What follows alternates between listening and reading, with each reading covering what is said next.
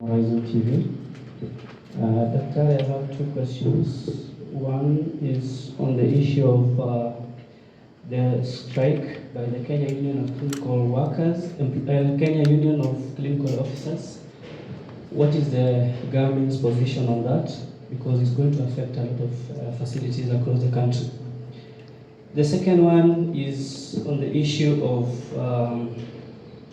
is it that the government has lost touch with the Kenyans? Because for the few years I've lived, I've never seen such a thing where Kenyans are now writing to international bodies.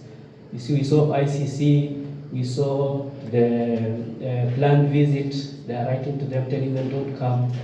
What is really happening? Why is Kenya Kwanza really not in touch with its people?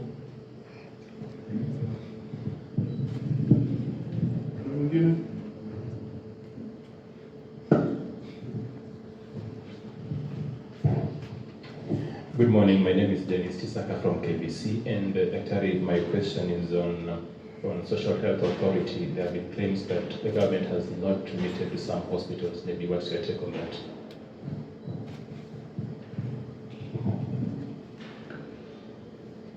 Sir, I think you can answer that.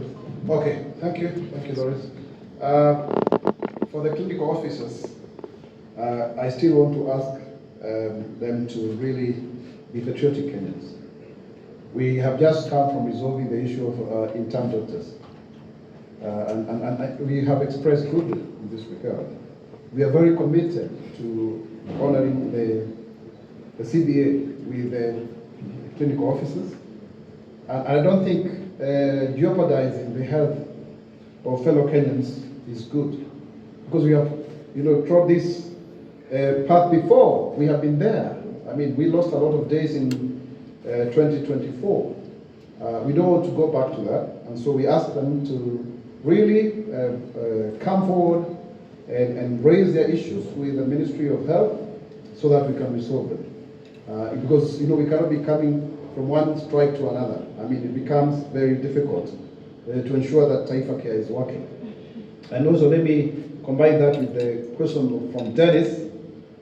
We have realized as a government that there is dishonesty also on the side of hospitals, because when you have a payment, or rather a procedure approved by the SHA, but then people are being told to pay, that is sabotage. And there is serious sabotage from various hospitals. So the government is very keen to put in place a system where even you can tell how much was paid for your medication. Because that lack of transparency is what was making the NHIF to have fictitious claims, and that is what people are fighting back, because then NHIF became a cash cow. So there are teething problems there, but believe you me, us, the government has committed before, we are on course to ensure that every claims are paid and that people do not pay cash just because some people want to frustrate this process. And really calling upon the people in the healthcare sector, please do not frustrate this, because it's about me and you. It's not just about the government. Government is, it's what is commonly good for us. So I think that's where the problem is, the disparity between what is being approved by SHA and also what you are being told to pay. That is a challenge there, and is a question of transparency. Now, my friend from Horizon TV, we are living in very interesting times, and I think I need to address this issue because it is not just Kenya that has this challenge. The biggest threat, the existential threat to our sovereignty and our nationhood currently is misinformation and disinformation. Because lies have been digitized, and everyone is able to be a newsmaker. So much so that there is no leverage. And we have a study that shows that Kenyans are consuming news from social media 50%, then from the mainstream media. So anyone can wake up using their small station called Twitter or X account or Facebook and create some lies just to attract traffic and likes. And then out of that, people are using technology or misusing technology to even generate some emails to damage the reputation of the country. So it's a big, big, big issue. It's a really big issue. And the government has really restrained itself in terms of, coming into that space and, trying to curtail some of those things. Because we believe in responsible citizenship. And therefore there should be responsible citizen journalism. So it's not because the Kenya Kwanza or the broad-based government or this administration has lost touch with Kenyans. We are very much in touch. That's why we are engaging with you, because you are the ones who interlocute between our communication and the populace.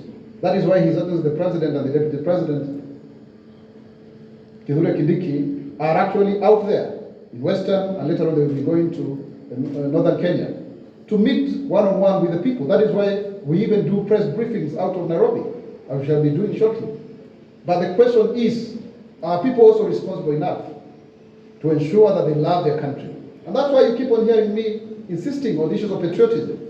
Because a patriotic Kenyan will not work to jeopardize the progress of his or her own country just because of the difference of political opinion. So really, I am making a passionate call for us to really remember that every partnership that we create with a different country will benefit a certain Kenyan somewhere, and it could be yourself. When we go and negotiate with the countries like Germany, and we are able to have Kenyans go and live abroad, and they are making money and they're able to support their families, it benefits all of us. When we make agreements with the country like Netherlands, having the monarchy there visiting here is a great thing.